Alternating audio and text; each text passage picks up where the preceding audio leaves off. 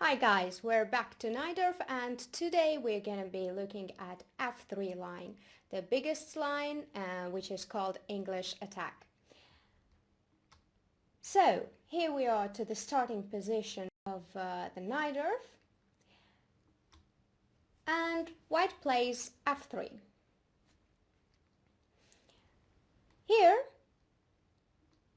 there is a very interesting move which I want to recommend, which is not a main line, but very interesting Queen b6. The idea of Queen b6 is to stop the dark squared bishop from developing because the b2 pawn is hanging at the moment. Mostly white goes knight b3 to cover the b file, but there is a move like a4 also to bother the queen after a5.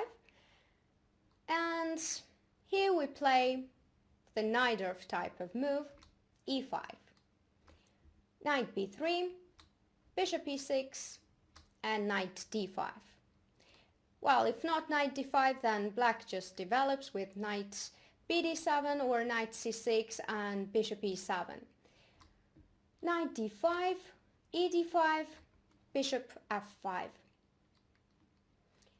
Bishop d3 is played mostly, but after a5 there is a very interesting move, not queen on c7, but queen d8, with the idea of bishop e3, bishop e7 and bishop g5. And we all know that to exchange dark squared bishop in this type of position, it favors black. So bishop d3, bishop d3, queen d3, knight d7. White needs to develop the bishop to castle short, so after bishop e3, queen c7 and c4.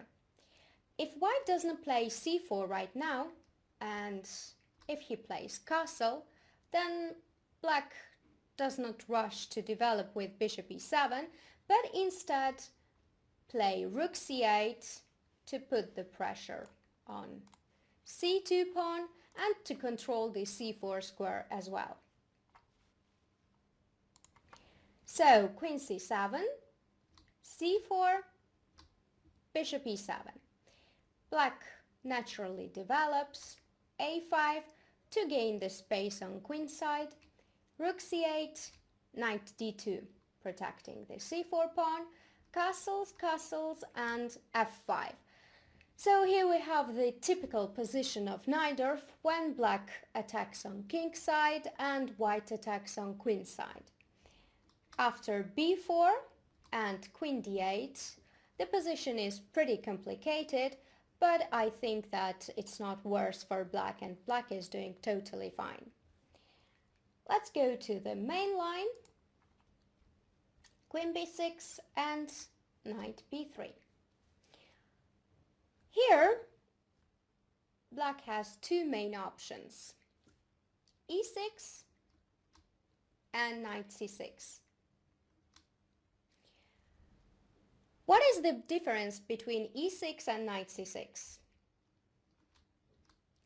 If e6, black gives white a lot of options, but the idea of e6 is to save the tempo on knight c6, and maybe we will need knight d7 at some point. Let's see at what point. For example, if queen e2, then queen c7, g4, which is very typical for these positions, b5, bishop e3, b4. So black saved the tempo to develop the knight and instead pushed the b pawn, knight a4 and knight bd7. So the point of e6 is to save the tempo on knight's development and develop with knight d7. Queen c4, bishop c4, and d5, e5, knight e5 was played in the game of Grishik-Kasparov. Kasparov defeated Grishik in a very nice way. But after e6, there is a move a4 also. Now knight bd7. Bishop e2. Instead of bishop e2, if a5, then queen c7, bishop e3, black just develops with bishop e7, bishop e2, castle, castle, and here we have the typical pawn advance. We see that black pieces are a bit on the back rank, 7th rank, and is not totally developed, so we need some breakthrough. Breakthrough in the center is not yet good, but what about on the queen side? b5. So if white does not accept this b5, I mean with a b6, then black just develops with bishop b7. Sometimes it might be ideas that b4 will be very unpleasant after bishop b7 and rook c8, and rook goes to d8, and black has really perfect position. But of course, a b6, knight b6. So now we see that white has a little pressure on this pawn, but black has a very good c4 square.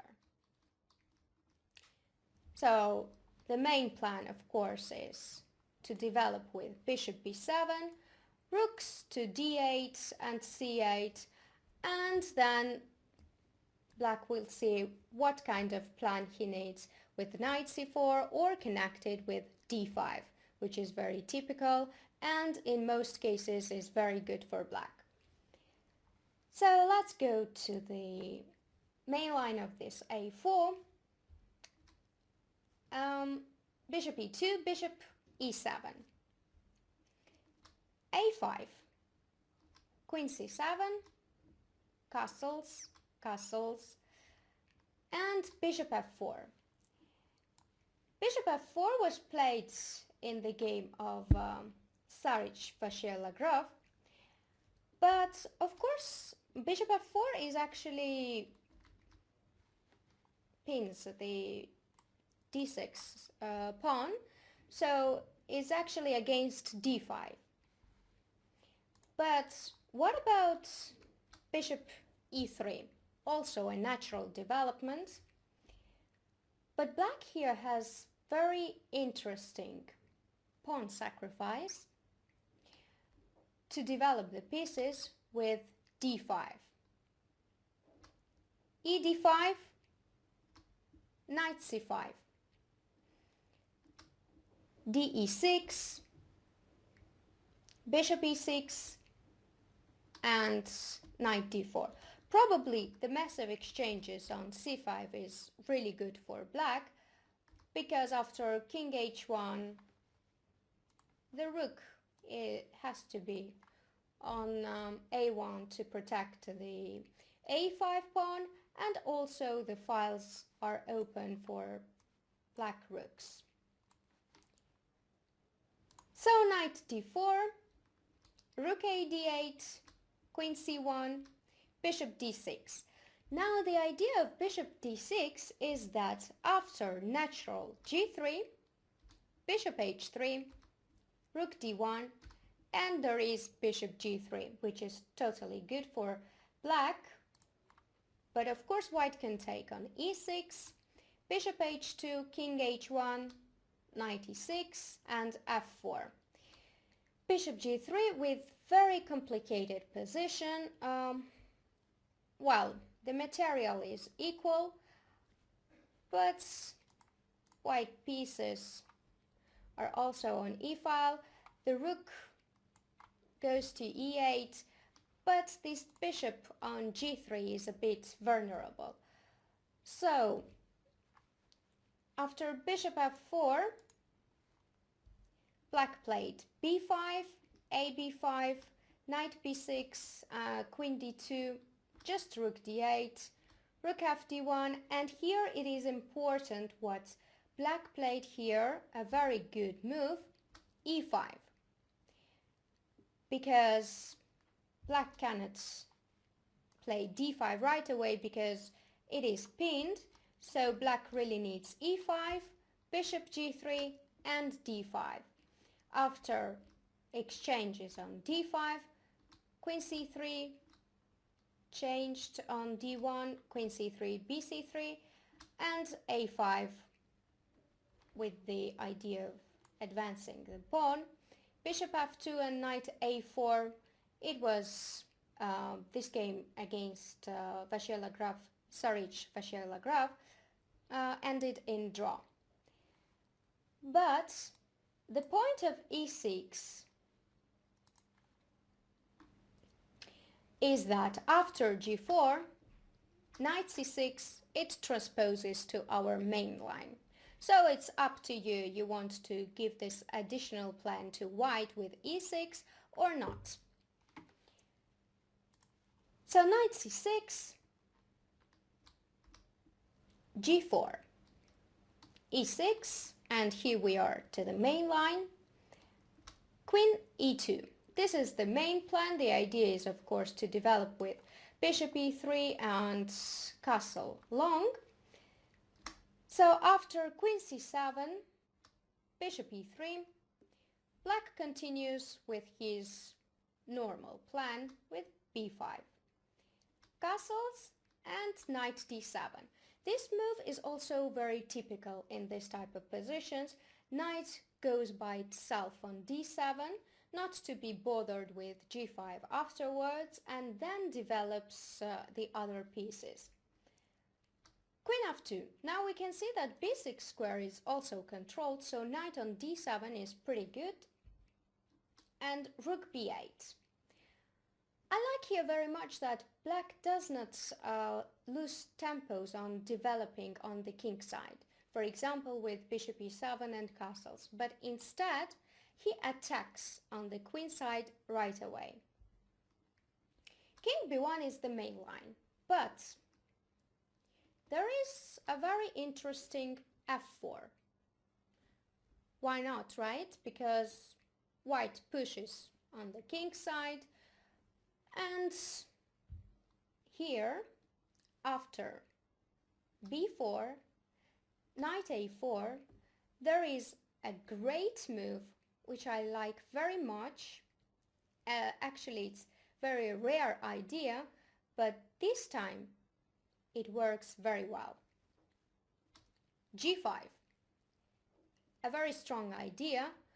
You might think that what is black doing, right? Because white wants himself to push on king side, and black opens with the g5 move. It is completely crazy.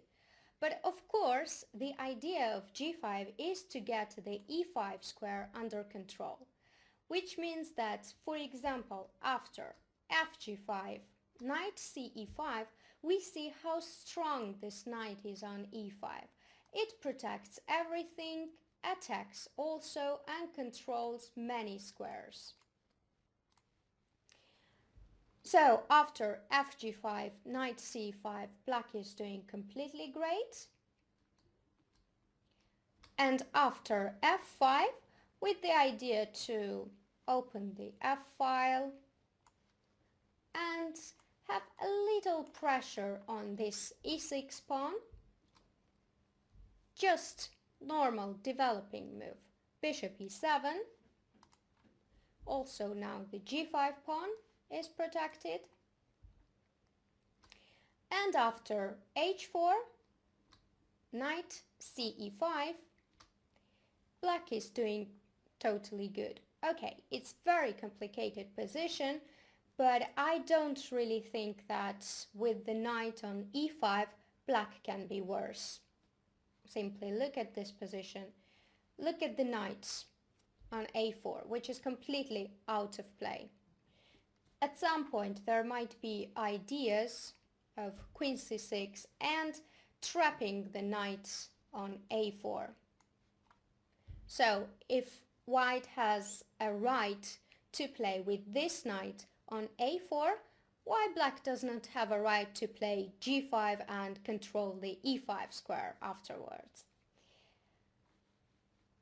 Okay, let's go back to the main line. Rook b8 and king b1. We know that king b1 is a very usual move in this type of positions. King goes to a more safe place, and there was the game, after knight ce5, Anand against Grishuk. We know that Grishuk is a very big expert of this Queen b6 line, but this time Anand defeated Grishuk. After knight ce5, rook g1, bishop e7 and f4. Now we see that f4 is with tempo. Knight c4. Of course, the idea of Grishuk with knight ce5 was to go to c4 square. Bishop a7, rook a8, and now bishop d4. b4, they exchanged on c4. Knight d2, queen c6, knight e2, e5, bishop e3, a5, knight g3. Black faced some problems. But I don't really think that after natural developments with bishop e7, Black has any problems. For example, g5, to gain the space on king's side and to start attacking with h4 and h5. Castles, h4, knight ce5. Well, now the natural move is of course h5. f4 is not so good after knight g4. So white really needs to control this square g4. But why not to push right away on the king side? h5 and knight c4 with usual plan. And now, if for example g6, after h6 I really don't see how white should continue to attack on king side, because usually this kind of structure is very good for black. It stops the attack, and of course black has his own attack on the queen side. And we know from many games that queenside attack with b4 and a5 is really dangerous for white. And if knight c4, bishop c4, then we take not with the queen but with the pawn. B takes c4, knight d4 and queen b7. It is very complicated position with the chances for both sides, but I think that black has pretty normal and good position. For now it attacks the b2 pawn and white has to defend it somehow, and afterwards I really don't see how white can continue to attack, because black has many ideas. For example, if bishop goes to c1, then white just takes the pawn on g5.